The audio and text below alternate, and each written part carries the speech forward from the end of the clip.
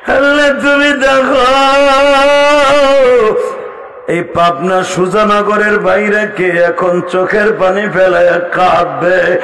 আমজা আমার ছেলেরা এমন ভাবে মারলো, আমি একে একে 3 বার বেহুশ হয়ে পড়ে গেলাম।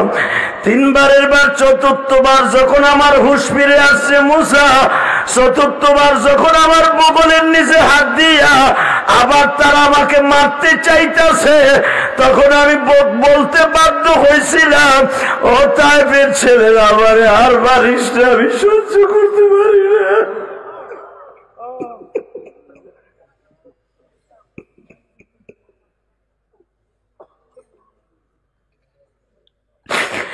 আল্লাহ দেখো আমার ভাইরা কাঁদে,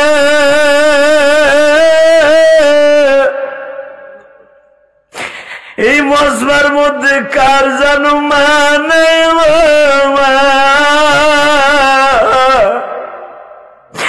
এই যে ডাইন পাশে আমার ডাইন পাশে কবরস্থান মালিক, এই কবরে কার জানো মা ঘুমিয়ে যায়।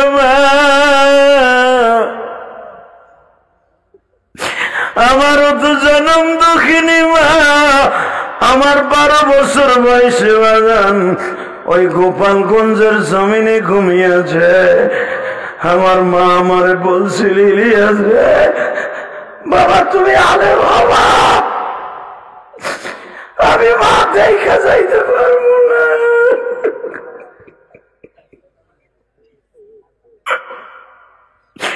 আল্লাহ রাসূলের সাথে আমার কোন আলেম ভাইরা কাঁদে আমি জানি না, কোন তালবে আলিমরা সামনে বসে কাঁদে আমি জানি না, তবে আমার মতো যাদের মা নাই গো, মেয়র সাহেবের মা বাবা আছে কিনা জানি না, সভাপতি সাহেবের মা বাবা হইতে কবরে ঘুমিয়েছে মানে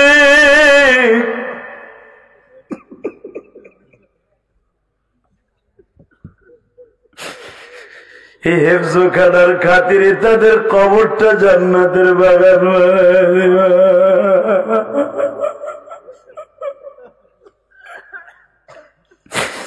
আল্লাহ দেখো সুজানগরের দিকে তাকায় দেখো, আজকে 28শে জানুয়ারি তোমার বান্দাগুলি কান্দে মানে এই পাবনা সুজানগরের দিকে কবরস্থান মাদ্রাসার দিকে তাকাও। আমি যখন এই মাদ্রাসায় আসতেছিলাম কবরস্থানের পাশ দিয়া বাবা কত শত শত মানুষ এই কবরে ঘুমিয়ে আছে, কেউ একটা আওয়াজ করে বলল না আমার কবরের অবস্থা কি।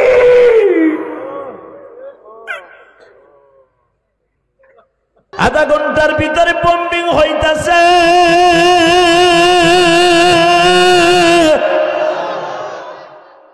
মিস্টার গ্যাক ওই উপরের থেকে দেখতেছে এই বোমগুলা আমি ফেলাই একটা বোম বাস্ট হয় না, বরঞ্চ বোমগুলাকে সাদা কাপড় পরিহিত কিছু লোক বগলের নিচের মধ্যে নিয়ে পাহাড়ের মধ্যে ঢুকে যায়। নামাজ শেষ হয়ে গেল, আরে সালমান বললেন তোমরা তোরাবোরা পাহাড়ের মধ্যে ঢুকিয়া যাও। যেই তোরাবোরা পাহাড় রাশিয়ান সৈন্য কোনদিন দখল করতে পারে নাই বাবা। এই পৃথিবীতে একটা মাত্র দরদি আছে,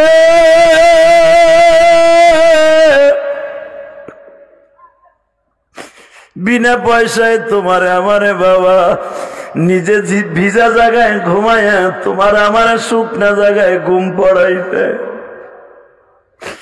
ওই ব্যক্তি আর কেউ নয়, 2 অক্ষরের নাম হলো মা।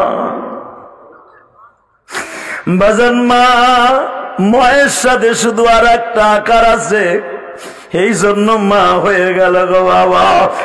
এ পাবনা সুজানগরের বাইরে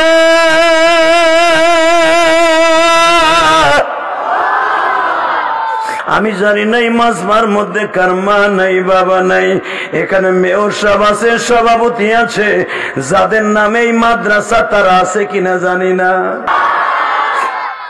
আবার নবী বলে মুসা রে তায়েফের একটা ছেলে যখন আমার মুখের মধ্যে প্রথম ঘুষি মেরে দিল, আমার ঠোঁট দুটো ফেটে গেল মুসা, ঝর্ণার মতো রক্তগুলা ঝরতেছিল। এরপর আর একটা কবিনা এসে আমার মাথার উপরে এমন জোরে পাথর দিয়ে বাড়ি মারলো মুসা, আমি সপ্তাহ অন্ধের মতো হয়ে গেল। আমি জমিনে বসে বললাম, জমিনে বসার সঙ্গে সঙ্গে বৃষ্টির মতো আমার পরে পাথর পতিত হচ্ছে।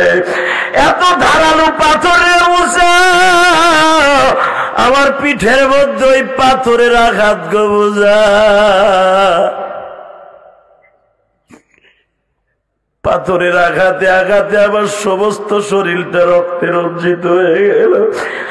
আমার পাবনা সুজানগরের ভাইরা, আমার নবীর কষ্টের কথা শুনে যাদের চোখে পানি আসবে, ওই মানুষটা মৃত্যুর সময় আমার নবীকে তার বালিশের পাশে দেখতে পাবে।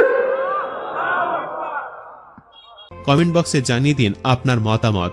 ভিডিওটি ভালো লাগলে অবশ্যই একটি লাইক দিন এবং শেয়ার করুন। পরবর্তী আপডেটের জন্য চ্যানেলটি সাবস্ক্রাইব করে আমাদের সাথেই থাকুন। ধন্যবাদ।